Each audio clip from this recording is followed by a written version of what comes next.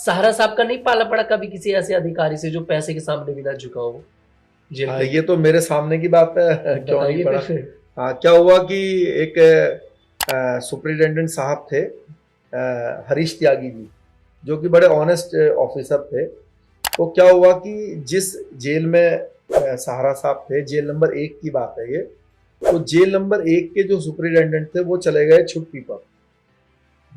तो जब वो छुट्टी पर चले गए तो 15 दिन के लिए इनको चार्ज मिल गया, हरीश त्यागी जी को।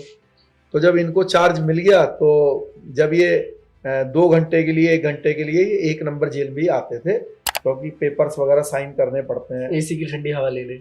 नहीं नहीं, ये हरीश त्यागी जी आते थे। अच्छा, हरीश त्यागी जैसे जाते वो थे। अपनी जो जिस जेल में वो परमानेंट थे, उस जेल से रिहाई के और दूसरे कागज साइन करने के उस लिए जेल में आते थे जिसमें सहारा जी थे। हाँ, जेल नंबर 1 में भी आते जी थे। जी। तो जब वो आए तो उन्होंने देखा कि भाई सहारा साहब सुपरिटेंडेंट साहब के कमरे में बैठे हुए हैं। तो वो आए तो उन्होंने कहा कि भाई हाँ, कैसे बैठे हैं आप। मतलब वो अनजान से बन गए कि भाई जैसे वो जानते ही नहीं कि भाई ये कौन है? सहारा साहब है। तो वो अनजान से बन गए। उन्होंने कहा हाँ, कैसे बैठे हैं आप। तो वो अपनी चेयर में बैठ गए। तो उन्होंने कहा कि मैं तो रोज यहीं आके बैठता हूँ। तो उन्होंने कहा कि ठीक है, काम बताइए अभी, आज आज किस मकसद से बैठे हैं, क्या काम है। तो उन्होंने कहा कि काम तो नहीं है अभी, मैं तो रोज इधर बैठ जाता हूँ। तो उन्होंने कहा भाई काम नहीं है तो फिर आप अपने वार्ड में वापस जाइए, यहाँ पे आपका यहाँ पे बैठना, जब तक मैं हूँ तो आप यहाँ नहीं बैठेंगे।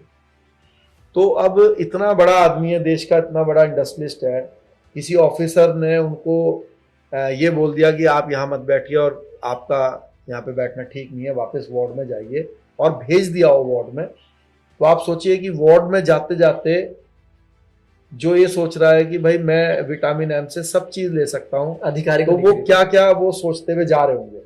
तो फिर उन्होंने जाते ही जो है अपने जो उनके थे उसके पास मैसेज पहुंचवाया, सुपरिटेंडेंट के पास जो थे उस समय छुट्टी पे गए हुए थे, और कहा भाई वापस आ जा, वरना ये तो 15 दिन में जो है बुरा हाल कर देगा। थी। पैसे का बैग काम नहीं कर पाया।